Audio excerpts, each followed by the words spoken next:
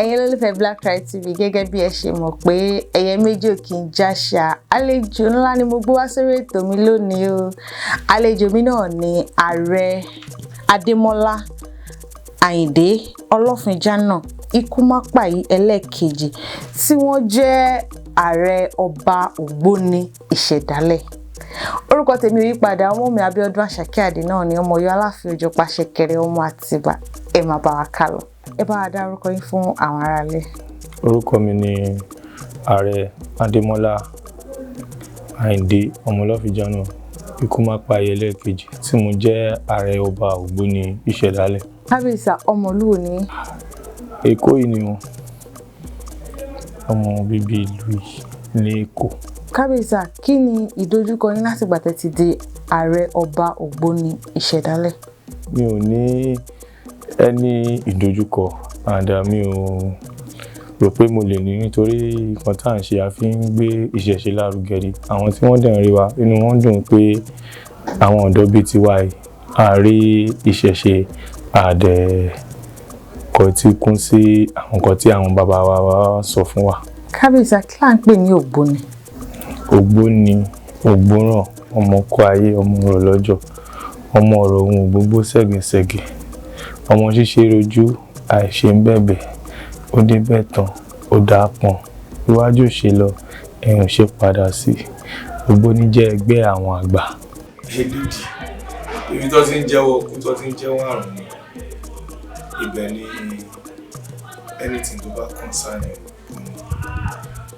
thirteen parties nínú ilé dìyẹn náà a ní different, ó dàbí inú ilé ṣùgbọ́n inú ilé yẹn ó ní different places tó jẹ́ pé àwọn míì wà nínú ilé dìyẹn ìyàrá kan náà tún wà bẹ́ẹ̀ tí wọ́n lè débẹ̀.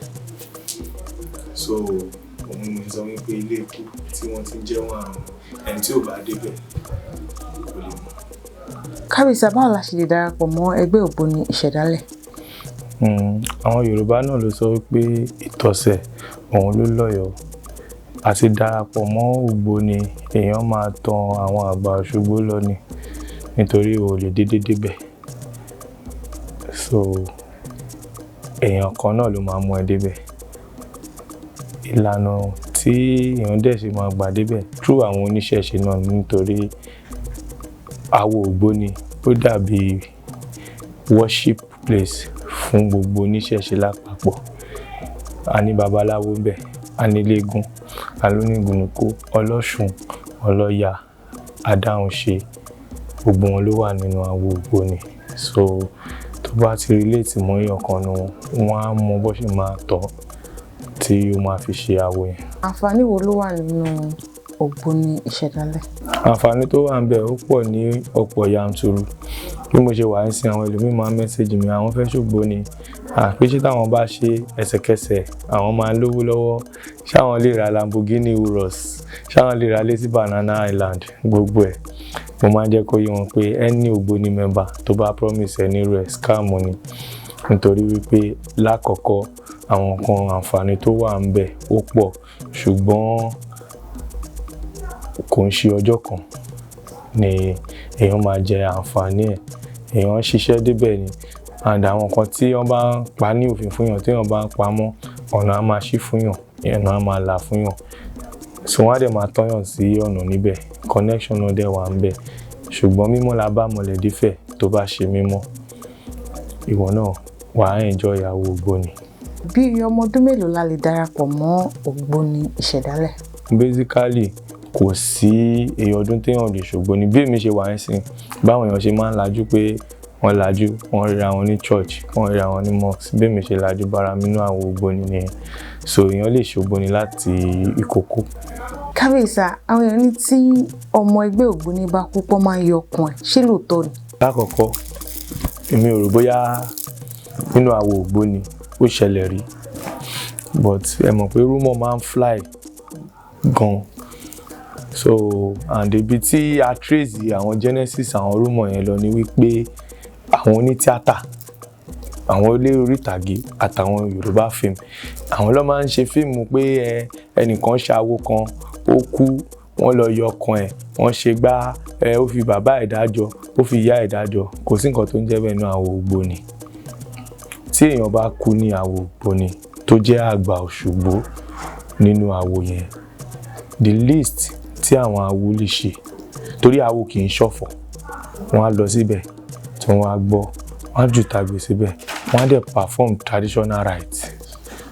Wọn ò lè yọkàn, wọn ò lè, tó bá yọkàn bàbá tèmi mi lè bá wọn ṣàwò. So kò sí nǹkan tó ń jẹ́ bẹ́ẹ̀ olóòtú. Kábíyèsí, kí ni ìyàtọ̀ Ogboni Isedale àti àwọn Ogboni tó kù? Kò sí àtọ̀ ní àárín àwo Ogboni nítorí wípé ẹ̀dùn kan náà ni gbogbo wa ń sìn. Ṣùgbọ́n ayé di ayé association, òun ni a ní Ogboni Isedale, Ogboni ìbílẹ̀, Ogboni àbáláyé, gbogbo wa Aborigine ni gbogbo wa. So àwọn tí ó yàtọ̀ tó jẹ́ wípé inú wa náà, inú Aborigine ni wọ́n ti dálẹ̀, òun ni Aare.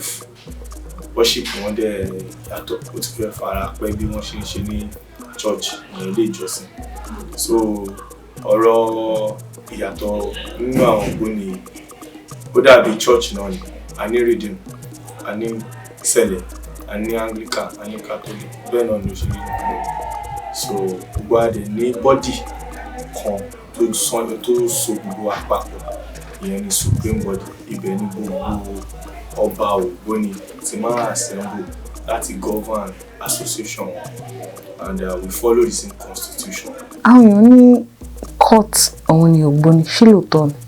Bẹ́ẹ̀ ṣe gbọ́ yẹn, mi náà máa ń gbọ́, kódà mo máa ń rí, ìgbà mi máa rí ní online bí àwọn onífíìmù Ogboni court. Kò kí n ṣe court, kò ń ṣe CULT, court, ilé ẹjọ́, nítorí pé ní ìgbà ìwáṣẹ̀ ọba ìlú gan Ogboni lè dájọ́, olóyè wọn lè dájọ́, nítorí pé méjì méjì Ogboni ló ládé. Nítorí ẹ̀ ló ṣe máa ń ní àwọn kan dádé ọ̀sán, àwọn kan dé tọ̀sán tòru. Ọba ìlú kò sí pé ìfẹ́ lágbára tó kò lè dádé nínú lédi. Bẹ́ẹ̀ ni. So kò kí n ṣe court rárá. Kò sí nǹkan tó jẹ́ court níbẹ̀, ṣùgbọ́n ẹgbẹ́ àgbà ni. So adé àgbà. Ẹgbẹ́ Ogboni Isedale, ṣé àwọn ìjọba fọwọ́ sí? Bẹ́ẹ̀ ni olóòtú, because Ogboni Isedale a ní registration ní year 2000. Bàbá mi ó ṣe registration ní under Lagos State Art and Culture. So èmi mo ṣe wá ṣe CAC láyé CAC. Ṣé mọ̀ pé ayé ìgbà yẹn kò sí CAC, state by state ló máa ń ṣe registration àwọn nǹkan tó bá ń ṣe, anything trado medical ìṣẹ̀ṣe. So èmi wá ṣe CAC registration.